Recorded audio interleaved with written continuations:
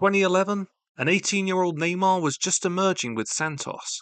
During that season, he'd scored 24 goals and earned a 10th place finish in the Ballon d'Or standings. But what happens if you move this version of him to England's League Two? What impact can he have here?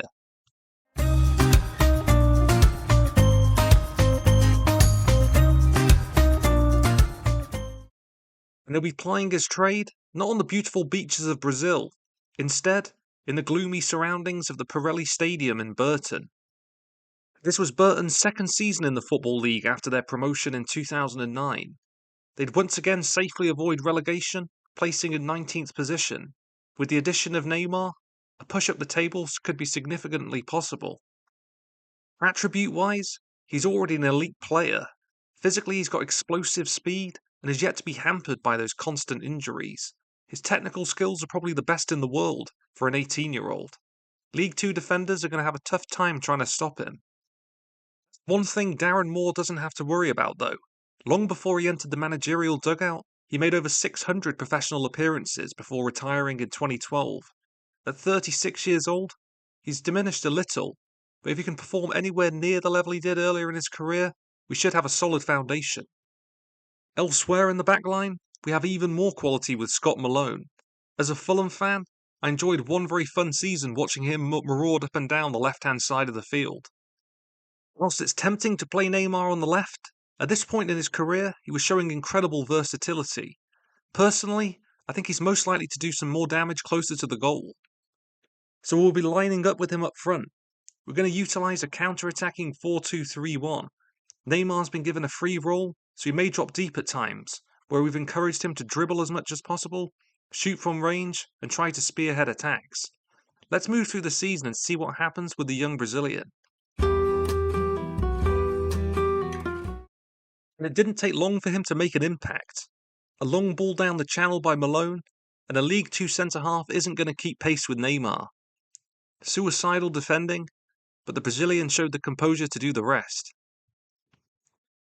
This goal proved decisive and ensured all 3 points were staying at the Pirelli.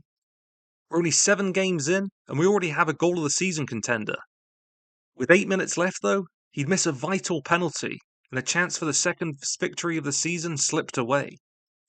The league table isn't looking too pretty. Neymar's been contributing significantly, but with only one win at this early stage, it's just not good enough. We'll be making a slight tactical change. We're going to try a more rigid 4-4-1-1. Neymar will remain at the top of the field with similar instructions. Hopefully he can keep having a nice impact. He's making free kicks look like penalties. Early promotion favourites Rotherham would prevail after a late Adam Lafondra winner. Some of the defending against Neymar has been pretty incredible. Once again, Stockport go with the insanely high line. He gets in behind, and a devastating finish. The hat-trick for our man ensured another 3 points in the bag. Now this was my personal favourite moment from the season. A poor goal kick by Berry, and the ball breaks free. Neymar misses the initial chance, only to convert by the overhead kick. For the first time this season, Burton have back-to-back wins. Unfortunately, even that hasn't improved their situation. In the 17 games since we last looked at the table, Burton have won just 3 more. They're not losing every week though, and if they could just convert a few of these draws into victories, they would rapidly climb the table. With them teetering on the edge of relegation, and me not wanting to be responsible for relegating Neymar out of the Football League, I think it's time for another tactical change. We're going to go with the trusted 4-4-2. Maybe a strike partner can help take some of the attention away from the Brazilian. This was one of the nicer team goals of the season. A nice build-up on the left-hand side, before he engineers just enough space to finish. An invaluable 5-1 victory against a top 10 side in Wycombe. Second striker was definitely paying off. Here he gets on the end of a nice through ball and finishes with composure.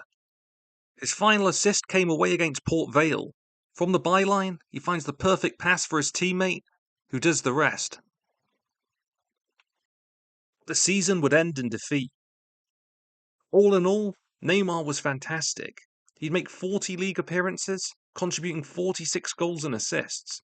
He averaged a goal almost every 100 minutes. He was a little questionable from the penalty spot though, missing 3 out of his 5 attempts. In most seasons, he'd be going back home as a Golden Boot winner.